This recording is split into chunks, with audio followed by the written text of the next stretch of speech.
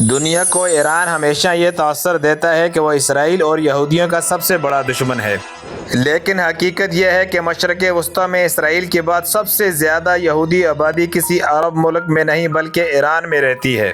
آج بھی ایران میں تقریباً 30,000 یہودی پرامن زندگی گزار رہے ہیں۔ صرف یہی نہیں، وہاں پارلیمنٹ، ہسپتال اور عبادت گاہوں کا نظام بھی چلا رہے ہیں۔ ایران کے بڑے شہروں جیسے تہران، اصفہان، شیراز، ہمدان اور تبریز میں آج بھی 25 سے 30,000 یہودی آباد ہیں، اور اگر تہران کی بات کی جائے تو وہاں 50 سے زائد یہودی عبادت گاہیں موجود ہیں۔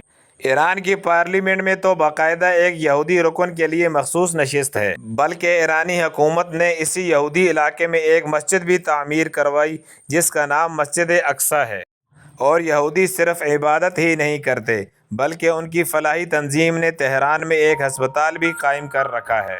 یہ رشتہ ایران اور یہودیت کا کوئی نیا نہیں، یہودیوں کی ایران سے وابستگی تقریباً 27,000 سال پرانی ہے۔ جب بابل کے یہودی قیدی آزاد ہوئے تو انہیں ایران میں بسانے کی اجازت دی گئی۔ یورپ میں جب ہٹلر یہودیوں کا خون بہا رہا تھا، ایران وہ واحد ملک تھا جہاں انہیں پناہ ملی۔